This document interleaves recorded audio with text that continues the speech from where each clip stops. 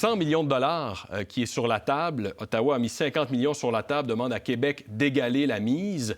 Et là, on ne s'entend pas sur les conditions. Ce que ça donne, c'est que des gens comme Fiona Crosling, qui est avec nous, directrice générale de l'Accueil Bonneau, attend ce financement-là. Toujours, l'argent était sur la table déjà depuis septembre. Comment vous réagissez quand vous voyez que ça traîne encore comme ça?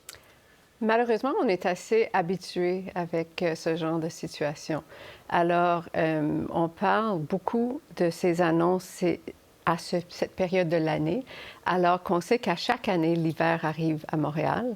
Et on sait aussi que les besoins en itinérance, les besoins pour un logement, que ce soit transitoire, que ce soit un logement permanent, c'est un besoin qui est grandissant.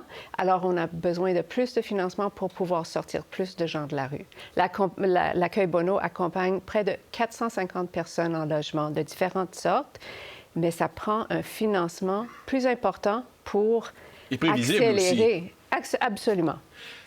Il faut comprendre que l'hiver arrive, le froid est là. Est-il même déjà trop tard? Parce que là, vous attendez après cet argent-là. Est-ce qu'il y a des choses que vous pourriez faire concrètement avec cet argent-là maintenant? Mais l'argent n'est pas là concrètement maintenant. Alors que les organismes comme l'Accueil Bonneau, mais nos partenaires aussi qui offrent des hébergements d'urgence. Nous, c'est l'hébergement de transition et permanent. Nous offrons nos services 365 jours par année.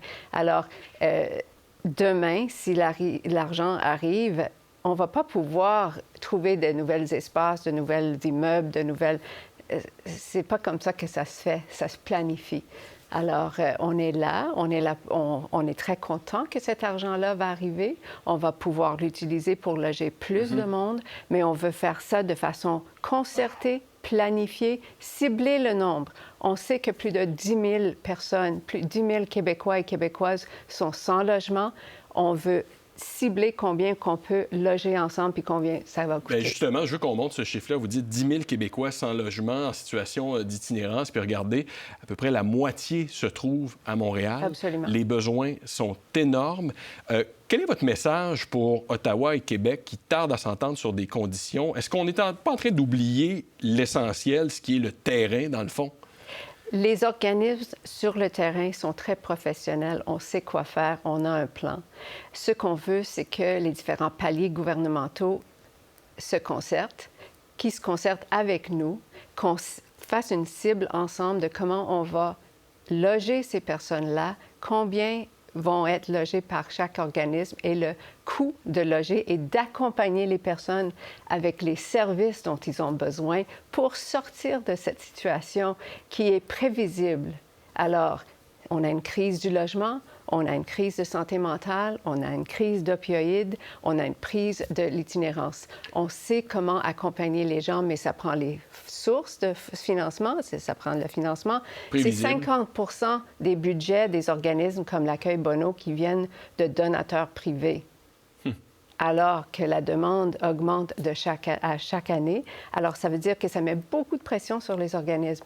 Mais on veut travailler avec les gouvernements pour mettre en place des solutions comme Logement d'abord, par exemple. On sait que ça fonctionne dans d'autres pays. On a vu comment on peut vraiment couper l'itinérance et réduire à presque zéro si on offre les gens un logement, si on les accompagne et si on leur donne les soins de santé dont ils ont besoin. On a vu se multiplier les campements dans plusieurs villes du Canada. Oui. La cohabitation est rendue de plus en plus difficile. Or, on a l'impression que, autant le gouvernement du Québec, peut-être qu'à Ottawa, on gère un peu à l'urgence. Alors, il n'y a rien de prévisible pour vous. Est-ce que c'est nouveau, ça, ou ça a toujours été un problème? Je dis, l'Accueil Bonneau a une équipe de milieu qui travaille la cohabitation avec les commerçants, avec nos voisins dans le centre-sud depuis nombreuses années. Qu'est-ce qui est nouveau? C'est le nombre de personnes, les situations de santé mentale et la crise des opioïdes. Oui. Ça, c'est nouveau. C'est la combinaison, dans le fond. Oui, et c'est pas juste dans les rues. Maintenant, ça entre aussi dans les immeubles de logement. Parce que ces gens-là n'ont pas de logement, les dealers n'ont pas de logement. C'est drôle à dire.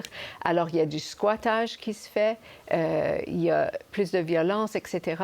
Mais ce que je veux souligner, c'est que les gens ont besoin de logement. C'est ça qui mène à cette problématique. Un toit d'abord, avec les services.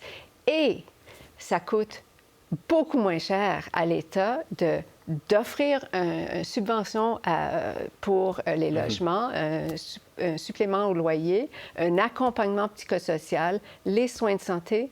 Ça coûte 4 fois plus de laisser quelqu'un dans la rue avec tous les coûts associés. Donc, c'est cette vision qu'il faut, C'est cette exactement. vision que tout le monde mérite un chez-soi. Merci beaucoup, Mme Crosling. Merci. On espère que votre appel va être entendu.